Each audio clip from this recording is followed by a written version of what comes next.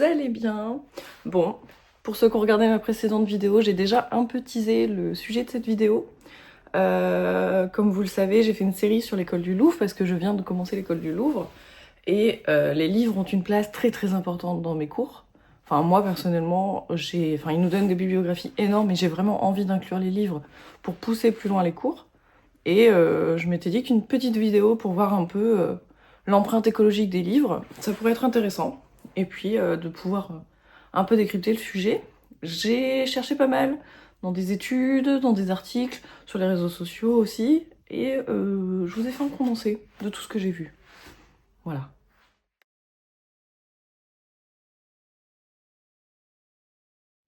Donc, en premier, j'avais le sujet de l'empreinte écologique d'un livre. En effet, parce que produire un livre, ça demande beaucoup d'énergie. Enfin, sur le plan empreinte écologique, il y a quand même pas mal de choses. Il y a l'encre, il y a le papier, il y a le transport, j'avais noté quoi aussi? Le stockage, la vente.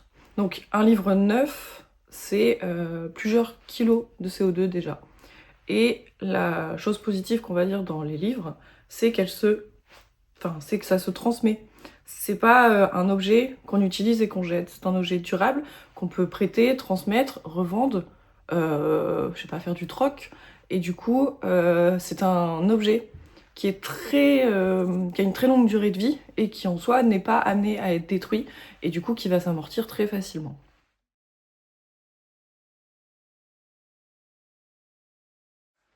Donc l'alternative avec l'achat neuf, parce que du coup l'empreinte écologique est bien sûr sur l'achat neuf, c'est que par exemple nous à l'école du Louvre on a une bibliothèque. Mais aussi également à Paris il y a, si je dis pas de bêtises, 72 bibliothèques. Elles sont toutes spécialisées dans des domaines. Typiquement la bibliothèque à Place d'Italie elle est spécialisée dans les littératures italiennes. Je sais qu'il y en a une qui est spécialisée dans les BD fantastiques. Elles sont un peu toutes spécialisées dans leur domaine. Je sais que celle de Châtelet, par exemple, elle est spécialisée dans la culture musicale. Tout ce qui est danse, tout ce qui est hip-hop, tout ce qui est rap. Enfin, voilà, elles sont toutes spécialisées dans un domaine. Et avec la Bibliothèque de Paris, on peut emprunter jusqu'à 40 livres par mois, ce qui est énorme, 40 livres en même temps. Donc voilà. Donc, au-delà de l'achat et de l'empreinte écologique, il y a une alternative qui est du coup la bibliothèque.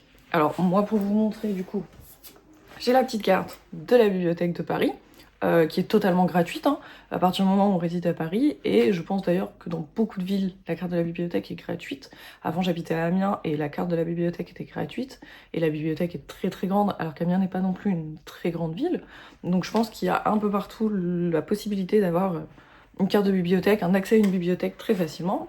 Au-delà de ça, je pense que vous pouvez emprunter des livres un peu, j'allais dire un peu partout, mais oui, en soi, dans votre entourage, à l'école. Je sais que dès l'école primaire, ça se fait d'emprunter des livres. Et nous, l'école du Louvre a sa bibliothèque. Mais pour l'école du Louvre, je n'ai pas emprunté à la bibliothèque de l'école du Louvre, vu que j'ai 3 bibliothèques autour de chez moi. Et une qui est spécialisée un peu dans le domaine où je suis actuellement. Donc on étudie l'art à la préhistoire. Et là, on est en train de monter, on est à Babylone, on arrive dans l'Égypte. Donc ils ont toujours ces livres-là. Donc par exemple, oulala, là j'ai toute cette pile de livres. La Mésopotamie, les Celtes, voilà, etc.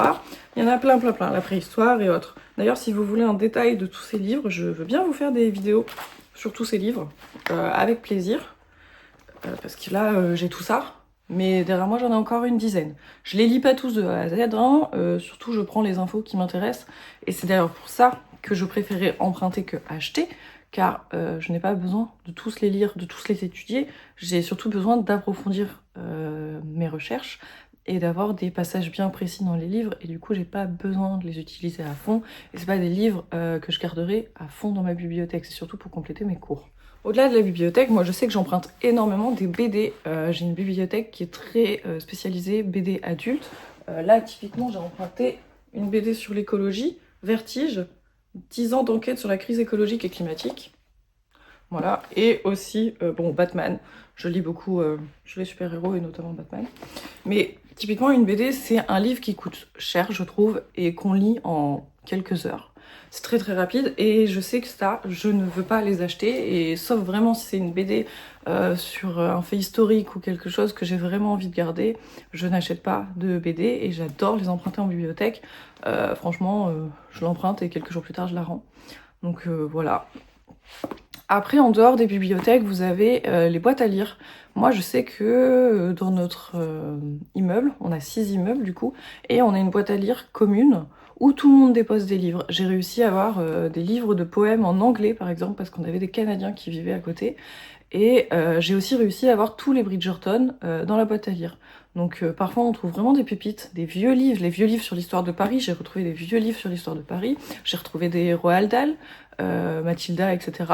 Enfin, la boîte à lire peut être une très bonne alternative. Si vous n'en avez pas, vous pouvez vous-même en mettre à disposition sur un trottoir ou autre, et les gens se prêtent au jeu très facilement.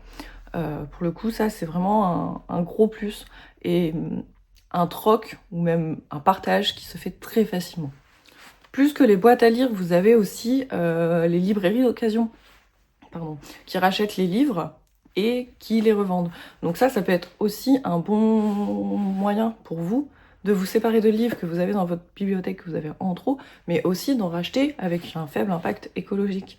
Parce que faut se dire que les livres, dans tous les cas, ça circule. À partir du moment où ça circule, le livre s'amortit et l'empreinte écologique devient du coup de plus en plus moindre, plutôt que de l'acheter neuf.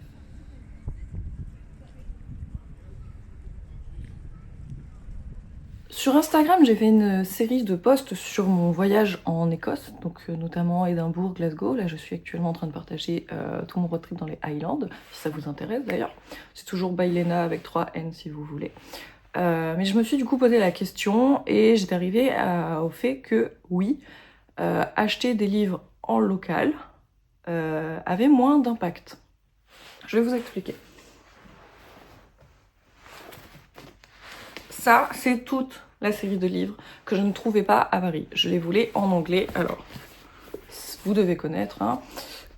Et c'est des BD, donc c'est beaucoup plus simple à lire qu'un gros roman ou autre. Et j'ai acheté du coup les 4 premiers tomes que j'ai ramenés directement d'Écosse. Et pour moi, la question que je me suis posée principalement, c'était est-ce que ça a moins d'impact de les acheter là-bas, vu qu'ils sont en anglais? Est-ce que... Enfin, vaut mieux pas que je les achète à Paris. Je les ai trouvés à Paris finalement dans une librairie à côté du Jardin du Luxembourg. J'ai acheté le tome 5 là-bas et je les adore, ils parlent anglais, ils sont super sympas. Je vous donnerai l'adresse à l'occasion en description. Et du coup, j'ai fait mes petites recherches. Donc,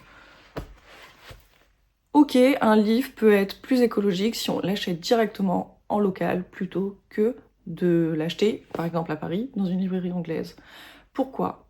Bien sûr, il y a des nuances à prendre à la légère. Un livre en local, oui, s'il est en anglais, qu'il a été écrit par un anglais, ou par du moins l'auteur du pays où on l'achète, et qu'il a été imprimé local, pas qu'il ait été envoyé dans un autre pays, imprimé dans un autre pays, puis vendu après à l'international. Mais aussi, ce qu'il faut prendre en compte, c'est l'encre. Est-ce que l'encre est écologique? Est-ce que les pages sont en papier recyclé? Sur celui-là, c'est du papier éco-responsable. Donc voilà, et ça a été bien imprimé. Donc voilà, c'est FSC, et ça a été bien imprimé en Angleterre. Donc là, pour le coup, moi j'ai acheté en Écosse, donc pas en Irlande, mais bien en Écosse, donc sur le sol, entre guillemets, anglais, britannique, et je les ai ramenés avec moi. Ça a évité qu'il y ait du stockage, du transport, sûrement aérien, moi j'y suis allée en train, et ça a été évité que ça circule aussi dans plusieurs librairies, plusieurs passages, plusieurs stocks comment on dit, plateformes de colis. Et donc du coup, plateforme logistique, pardon, et du coup, en soi, j'ai réduit l'empreinte écologique de ce livre en le ramenant avec moi dans mes bagages. Voilà.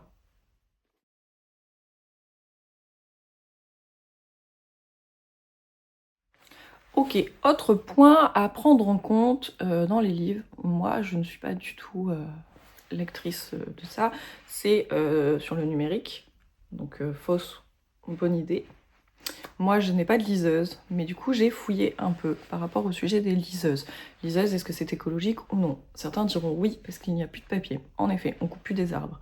Par contre, le souci de la liseuse, ça va être que c'est du numérique. Il faut la produire, il y a une batterie, ça n'a pas zéro impact. Ça a aussi un un point de mort, une liseuse. C'est quelque chose qu'on ne peut pas réutiliser à l'infini. Au bout d'un moment, ça ne marchera plus. Et il y a aussi des serveurs pour stocker tous les livres qu'on a en numérique sur la liseuse. Donc ça, par exemple, ça prend énormément d'énergie. Donc finalement, une liseuse, pour qu'elle devienne, de ce que j'ai compris, pour qu'elle devienne vraiment plus écologique qu'un livre, il faut avoir lu une dizaine de livres dessus. Je pense que c'est le cas, ceux qui achètent des liseuses lisent beaucoup. Une dizaine de livres dessus, mais il faut savoir qu'elle a vraiment, elle est obsolète, arrivée à un moment et ça fonctionnera plus. Et finalement, après se pose la question du recyclage de la liseuse. Comment on fait? La batterie, est-ce qu'elle se recycle bien comme il faut, etc. Et c'est là où du coup, on va dire qu'en vrai, la liseuse, c'est peut-être pas forcément plus écologique qu'un livre. Donc ce serait une fausse bonne idée d'utiliser une liseuse pour l'aspect écologique. Je dirais plutôt que ce serait l'aspect pratique du coup, pour le mettre facilement dans son sac et l'emmener en voyage un peu partout.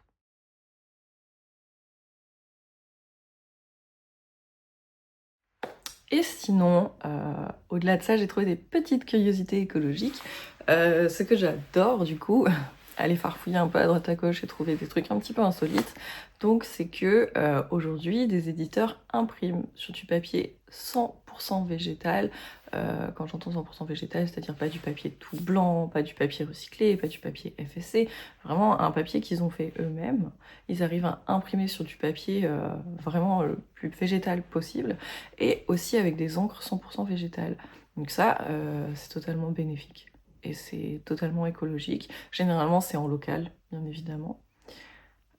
Voilà. Et ensuite, bon, ça tombe un peu sous le sens, mais un livre ancien, très ancien. Moi, je sais que j'ai réussi à trouver des livres de 1800, etc., qui ont été imprimés. Bon, la couverture est un peu abîmée, mais j'ai trouvé des boutiques qui restauraient les livres. Si vous voulez, je peux vous en donner certaines. N'hésitez pas à me le dire en commentaire. Où, en fait, les livres anciens, c'est beaucoup plus écologique qu'acheter un livre neuf. Parce que du coup, il a duré plus longtemps. Il a été imprimé à l'ancienne méthode, donc qui est généralement plus écologique que nos méthodes actuelles, et en moins gros exemplaires. En soi, son empreinte écologique n'a pas été énorme parce qu'avant on imprimait beaucoup en local, on n'exportait pas du tout les livres. Et bah, bien sûr, il a été lu par un nombre très grand de personnes, je pense. Il a voyagé de bibliothèque en bibliothèque, peut-être de revendeurs, de boîtes à lire, de braderies, de brocantes, de bouquinistes ou autres. Et du coup, ces livres-là, si vous voulez une empreinte écologique très faible, je pense que c'est ces livres-là qui sont le mieux. Voilà. Et en plus, ça a du charme et ça sent le vieux livre de la vieille bibliothèque, tout très confortante. Enfin, personnellement, moi, c'est ce que je trouve et c'est ce que j'adore. Donc pour conclure, finalement, lire ça reste un grand plaisir, accessible à tous. On peut choisir comment on lit, on peut choisir de lire écologique ou non, que ce soit en empruntant, en achetant, en dénichant ou en utilisant le numérique. Du coup, moi, ça m'intéresserait de savoir, vous, comment vous lisez? Est-ce que vous allez à la bibliothèque? Est-ce que vous préférez la liseuse? Est-ce que vous achetez tous vos livres neufs parce que vous adorez l'odeur d'un livre neuf? Dites-moi, n'hésitez pas à me dire, est-ce que quand vous voyagez, vous adorez aller dans les librairies, les bibliothèques, etc. pour emprunter ou acheter des livres? Voilà. N'hésitez pas à me le dire en commentaire, je serais très intéressée de vous lire et aussi de pouvoir discuter avec vous. Merci beaucoup de m'avoir écouté pour cette vidéo et à très bientôt. Bisous!